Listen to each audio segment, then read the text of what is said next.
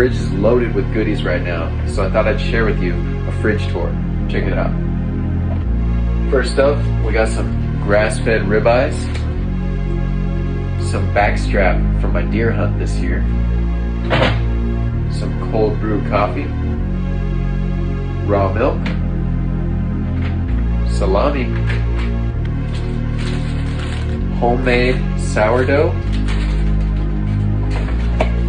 local eggs, bacon, 2 types of raw cheese,